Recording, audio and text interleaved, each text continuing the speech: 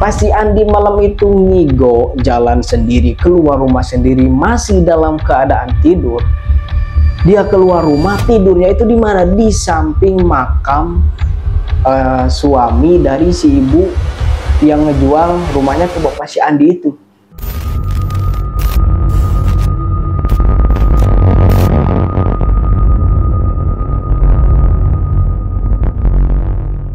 Oke, halo semuanya, kembali lagi dengan saya Hans Story di channel Merinding Bersama, channel Hans Story, namun dengan tajuk, dengan tema kita bakalan merinding bersama. Oke bro, jadi makhluk halus itu memang gak kelihatan ya oleh kasat mata kita yang biasa ini. Dan kali ini gua ada salah satu cerita dari subscriber gua gitu kan, dan dia udah ngirimin ceritanya itu. Dia awalnya nge-DM gua di Instagram, dan dia pengen ceritanya itu di-up di channel gue ini. Dan kalau kalian misalnya juga ada pengalaman, entah itu kalian yang ngalamin, entah misalnya orang tua kalian, entah misalnya keluarga kalian, kerabat kalian, teman kalian, misalnya kan rekan kerja kalian atau apalah itu yang kalian tahu, kalian bisa sampein ceritanya ke gue, dan gue bakalan ceritain ke banyak orang. Supaya apa? Supaya kita itu mengedukasi kepada orang-orang bahwasanya kita itu gak boleh sembarangan dalam berbuat apapun, dalam ngelakuin apapun itu gitu kan. So langsung saja kita mulai ceritanya.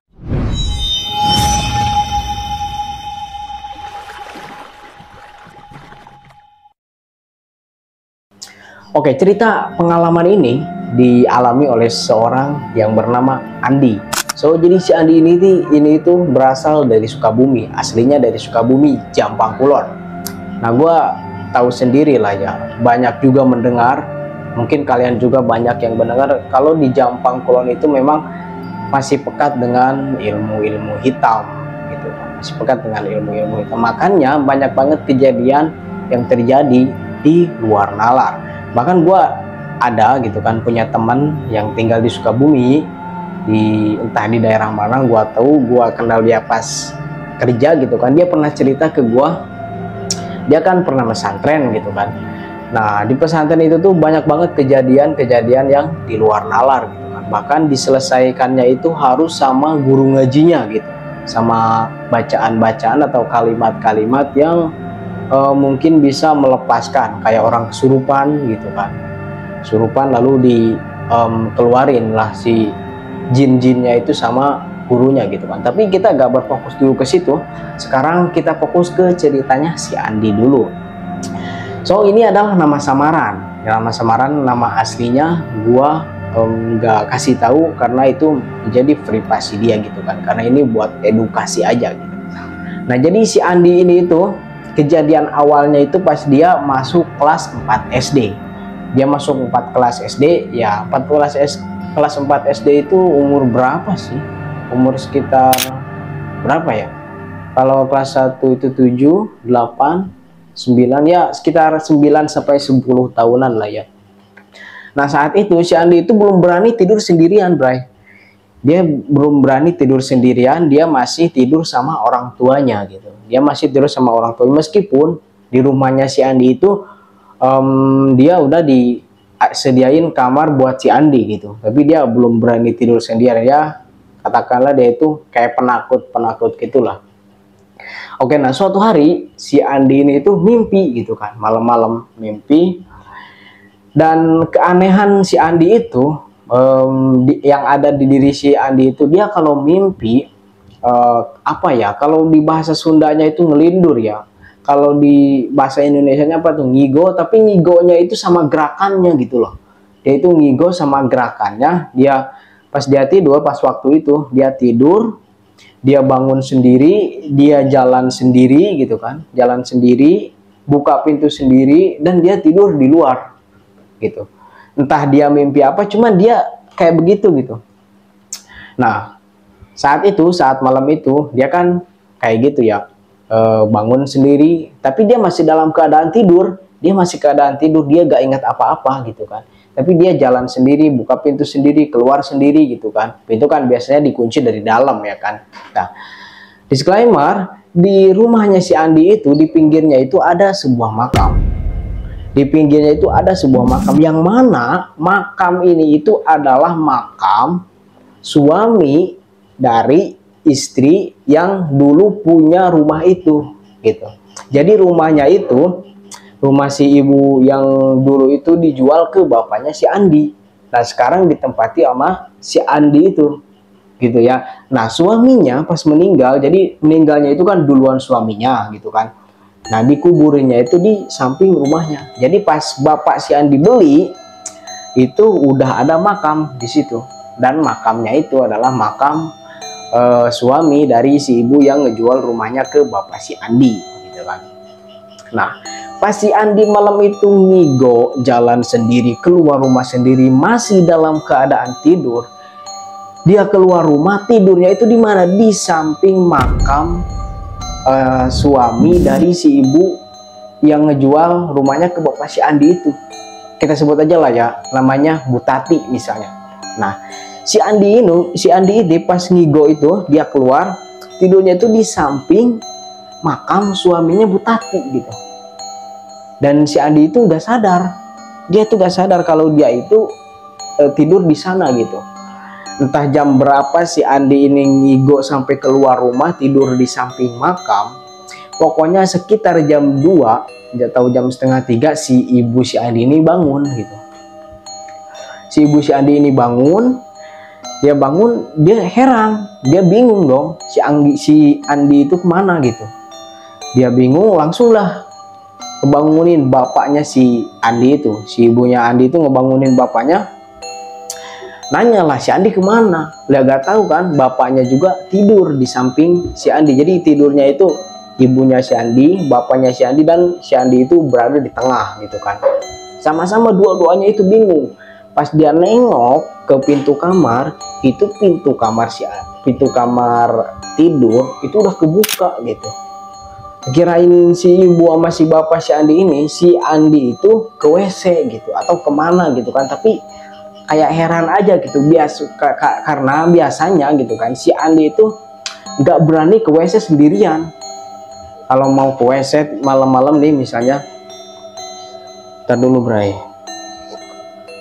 malam-malam ini biasanya pengen berak atau pengen kencing gitu kan, dia pasti ngebangunin bapaknya gitu kan, bangunin ibunya, pengen diantar lah gitu kan. Nah saat itu pintu terbuka gitu kan di kamar tidurnya si Andi dan keluarga itu. Nah si ibu ini keluar lah gitu kan sama si bapak nyari si Andi gitu kan. Pas ke kamar mandi itu gak ada si Andi, kaget lagi dong. Si ibu sama si bapak nyari-nyari dah tuh, ambil senter, pas banget pas ambil senter, pas itu tuh mati lampu di kampung itu. Ya namanya juga kampung ya kan, banyak banget lah mati lampu gak jelas. Pas mati lampu gitu kan, untungnya senter itu ada baterainya, yang senter dicas itu kan. Nah berjalanlah tuh si ibu sama si bapak nyari-nyari si Andi. Ternyata si Andi itu tidur di samping makam suaminya Bu Tati.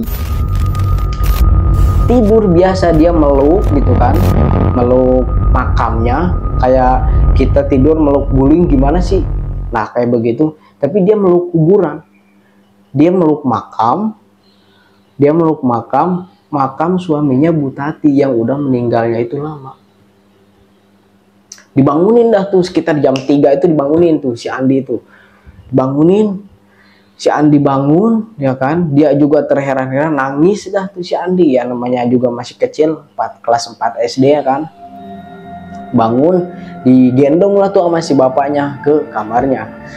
Pas ditanya nih ya kan, si Andi itu gak langsung tidur, dia juga keheranan sampai nangis. Kenapa kamu tuh nyampe tidur di sana gitu, kapan kamu tidur?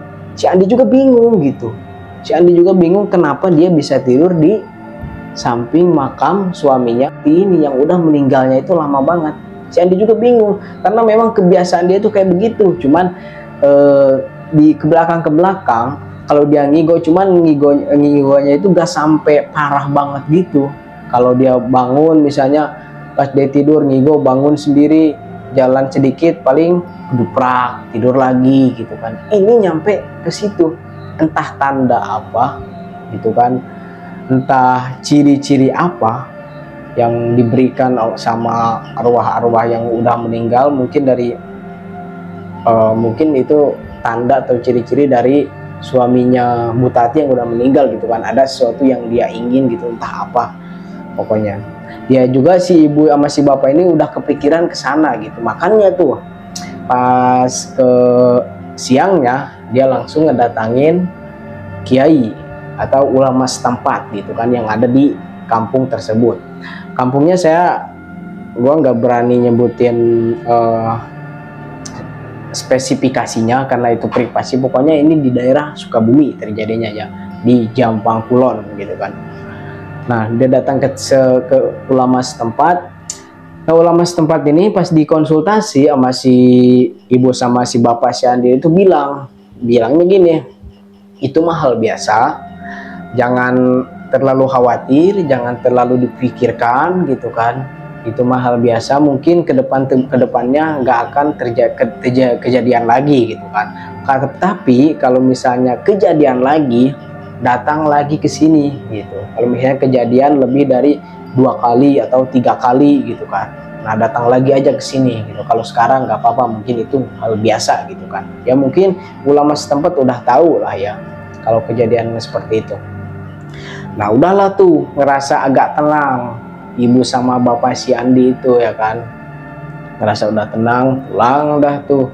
Si Andi juga biasa-biasa aja.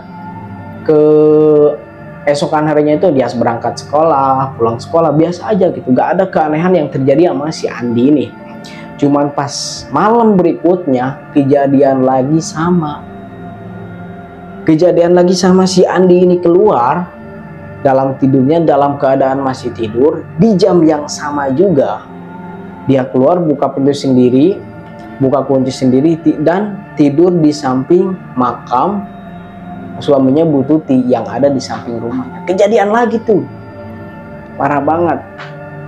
Kejadian yang sama deh kayak yang belakang ya, gak usah kita ceritain, pokoknya kejadiannya sama. Tapi yang bedanya, ibu sama bapak si Andin itu gak langsung cerita sama Pak Kiai, sama ulama setempat gitu, sama Kiai setempat, dia gak ceritain. Nah pas hari berikutnya, ibu sama bapak si Andin itu kepikiran, mereka gak tidur ketika si Andi kan biasanya anak-anak itu jam 9-10 itu udah tidur ya kan. Nah ini bapak sama ibunya si Andi itu pura-pura tidur gitu, karena si Andi itu kalau mau tidur dia harus didampingin sama ibu sama bapaknya gitu. Dia nggak tidur tuh, pura-pura tidur lah ya. Nah sekitar jam 11 mereka bangun keluar supaya nahan ngantuk, mereka ngopi-ngopi ngobrol gitu kan di luar. Nah pas jam 12 lebih 5 menit si Andi keluar sendiri, matanya itu merem, dia masih tidur sama kayak sebelumnya, dia masih tidur. Dia keluar masih keadaan tertidur, ngigo berlebihan, buka pintu, dia jalan sendiri, dibiarin nih sama ibu sama bapaknya si Andi itu, dibiarin. Jalannya itu sama kayak jalan biasa, cuman kayak gimana ya, kan kalau jalan biasa itu kayak ada tenaga lah ya. Ya ini kayak si Andi itu kayak terseret-seret gitu, sama gepluk tidur juga di samping makam suaminya Bu Tati. Udah 3 kali nih, diakut lagi tuh, dibawa lagi sama si bapak sama si ibu. Ternyata dari 3 malam tersebut si Andi itu keluarnya itu di jam 12 lebih 5 menit Bray. Jam 12 lebih 5 menit setelah ketahuan sama ibu bapaknya si Andi. Si ibu bapaknya si Andi malam itu gak bisa tidur, kepikiran kenapa si Andi itu bisa begitu gitu. Dan kenapa akhir dari tidurnya itu di samping makam suaminya Bu Tati. Tanda apa ini? Ketakutan juga dong ibu sama bapaknya si Andi itu. Nah langsung dah tuh ke siangnya si Andi berangkat sekolah, si ibu sama bapak si Andinya langsung datang ke Pak Kiai. Cerita udah 3 kali nih Pak Kiai misalnya gitu kan. Nah Pak Kiai ini tuh langsung lah datang ke rumah, namanya juga Pak Kiai gitu kan ya. Kiai punya lah ilmu-ilmu untuk tahu apa yang ada di dalam rumah, tentang apa yang nggak kita lihat gitu kan. Nah, kata Pak Kiai, setelah dia mengecek-ngecek rumah gitu kan, dia baca-baca di setiap penjuru rumah, dia adanin gitu kan, ternyata ada sesuatu yang ditanam di pinggir makamnya suaminya Bu Tati, Bray. Entah siapa yang nanam di pinggir makam suaminya Bu Tati itu, pokoknya ada sesuatu yang dikubur di sana, kata Pak Kiai. Langsunglah tuh pada saat itu juga digali sama bapaknya si Andi itu, digali ke dalam. Pas digali jarak sekitar berapa meter ya kemarin itu, 3 meteran ke bawah gitu kan, cukup dalam juga. Itu ada semacam kayak kain hitam yang di dalamnya itu kalau pas diraba itu kayak rambut. Nah, kayak rambut di dalam kain hitam. Dan pas dibuka kain hitamnya itu kotor banget sama sama tanah gitu kan. Pas dibuka itu ada kain putih kain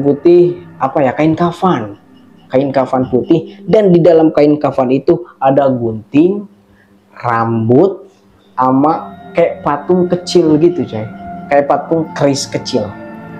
Nah, kata Pak Kiai, ini tuh ada orang yang sirik kepada keluarganya Bapak si Andi, dan sirik-siriknya itu menggunakan ilmu hitam gitu. Dia kayak ngirim ilmu hitam tapi lewat media itu gitu, supaya ngeganggu anaknya, yaitu si Andi itu. Nah, pada saat itu Pak Kiai langsung nih diambil gitu kan sama Pak Kiai, yang galinya itu kan Bapak si Andi. Pas dapat dikasih lah sama Pak Kiai. Pas dikasih sama Pak Kiai, dibaca-baca sama Pak Kiai gitu kan, dibawalah tuh ke rumahnya Pak Kiai. Nah, mungkin cerita selanjutnya gue bakalan update di video gue yang selanjutnya, Bray, karena gue udah kecapean banget, karena gue udah haus banget ini. Video selanjutnya gue bakalin tamatin sampai akhir gitu kan. Dan apa Rusia di balik kejadian si Andi itu masih panjang banget, cow. Masih panjang banget, masih banyak banget hal-hal yang terjadi di luar nalar. So pantengin terus, guys.